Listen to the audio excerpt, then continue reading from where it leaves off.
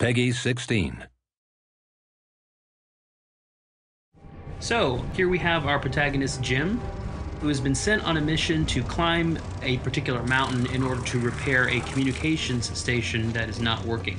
In order to reach the top of that mountain, he's going to have to go through an acrid nest, and that will allow us to showcase one of our new acrid types.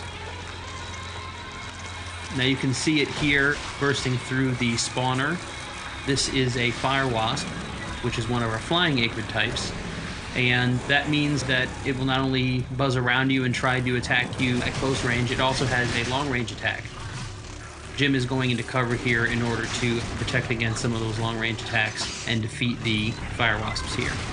Now he's throwing a grenade at the spawner, and we'll follow that up with some gunfire here in order to take it out, and that will allow him to move into the next area. Now we have Jim entering the main portion of the fire wasp nest, and he's going to have to continue taking out the fire wasps. One of them has grabbed him here. This is another example of what we call the struggle mode, which is present with all of these smaller acrid types. And what we really wanted to do here was present something that was not a typical QTE. You will have to bash buttons a little bit, but afterwards, as you can see here, you're actually going to have to aim that reticle, and when it turns red, Jim will attack, and that will help you finish off the enemy. Now we've jumped a section here to the top of the mountain, and Jim is going to get to the bottom of why this satellite dish has stopped functioning. And we can see here in the distance that there's a mysterious figure that appeared to have been fiddling with the station. What the hell? And that is quite a mystery here for Jim. Now he's going to go here and repair, and while he does that, he's going to radio his boss and try to figure out what exactly was going on here. Cronus Actual, this is Peyton. Listen, I don't know how else to say this, but I think we might have a saboteur on the base. Saboteur? Jim, no offense. You're not supposed to go stir-crazy until you've been here at least a year. I'm serious, boss. Somebody was out here. All right, Jim, I believe you. First things first, head into the relay station, raise the satellite dish, and call up the tram. So as we can see, there's something not quite right about the situation, but Jim's got to focus on his mission. He's now pulled the lever that is going to put this communication station back into operation, and we get a nice, cool reveal here of the main portion of the satellite dish.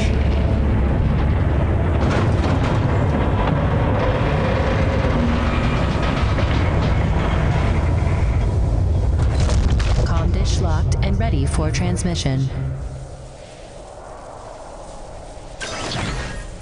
Now that he's restored functionality to the communication station, Jim is going to have to call up his utility rig that he's left at the bottom of the mountain using the built-in gondola system that he's repaired along the way. And this will call his rig up to him so that he'll be able to use it to make some final adjustments, make sure that the base is able to communicate with Earth.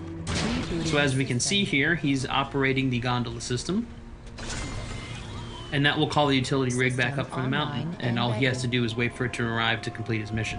Cronus Actual, you copy? I've got the satellite dish working, just waiting for the rig to come up. However, looks like someone's not too happy having visitors here at the top of the mountain. This is another one of our new acrid types that we're showing off here in the video. And this is the spitter, which is a Cat L, large size acrid. As you can see, it's sort of scorpion-like. And this is actually going to be one of the larger acrid types in the game. Not the biggest by far, but certainly one of the larger types. And it's going to be quite difficult for Jim to defeat on foot. It's basically a boss encounter. As you can see, you have to roll, you have to dodge in order to avoid its attacks from its tail. It also spits venom at Jim as well. So what Jim is really doing here is he's trying to damage it and really trying to stand up against it, but he knows that his rig is on its way up, and if he can get in his rig, it's going to make this a much more even fight. And so that's definitely what Jim is looking to try to do here. Now, he's hit it enough times and done enough damage that the spitter is going to retreat to its cave.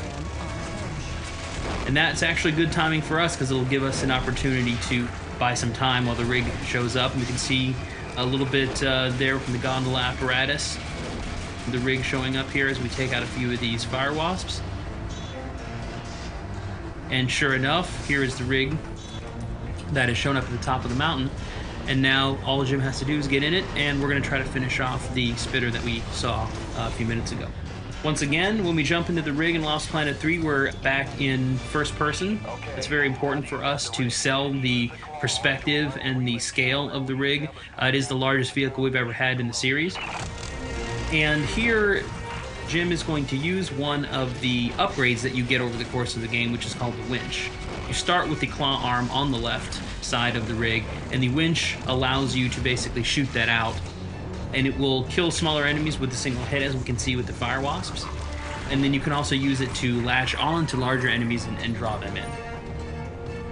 Now, we can see that the spitter has shown back up.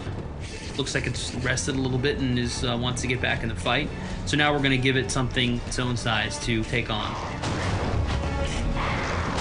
We can bash using the drill arm, which will help, and then grab on with the winch, as we mentioned earlier, and then we can pull in using the winch, and that will allow us to grab the tail, lift it up, and attack with the drill. Now, important thing to note here, it's hard to tell a little bit from the video, but when you're actually playing the game, all of these things are their own unique controls. So when you grab onto the tail, you've got to use the trigger to grab, you've got to use the stick to lift the tail up, you have to use the right trigger to drill, and you have to aim the drill. So it's not a situation where the game's doing everything for you. We really want you to feel as though you're personally in control of this large rig. Now we've taken the tail off, we've bashed it into submission a little bit, and we're going to try to come in here now to finish it off. So bash it, stun it a little bit, come in, grab with the left trigger, and then we're going to use the drill here in order to finish it off, which is quite a gory and satisfying way to kill the enemies. And there we go. Before we finish out the video here, just going to play one of our cool cinematics here that's going to show a little bit more of the background of some of the characters and also give some hints at some of the mysteries that Jim and the others are facing here on EDN 3.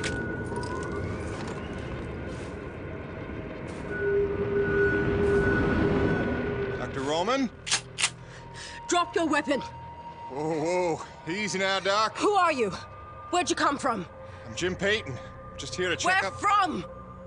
Coronis. What the hell, lady? Where else would I be from? Braddock sent me. I know you. Right. They came down with that creepy fella you don't like, with the big head. Just hitching a ride, I swear. Barely know the guy. You may be done aiming things at me now?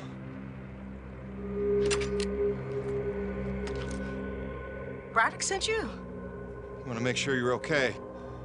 See if you needed any help. Touching concern after all these months. To what do I owe such an excess of caution? I might ask the same, Shotgun Sally. You've seen it then, haven't you? It? Someone in the distance. Watching. Hard to know what I saw. They say folks start to crack up. Out here in the white too long? Perhaps. Do you feel cracked? Can't say as I do. Then there's something the old man's not telling us. You realize that? Trying not to. I know how it is. You didn't come here to ask questions. But believe me, James, this place has secrets. Keep your eyes open, or they'll sneak up on you when you least expect it.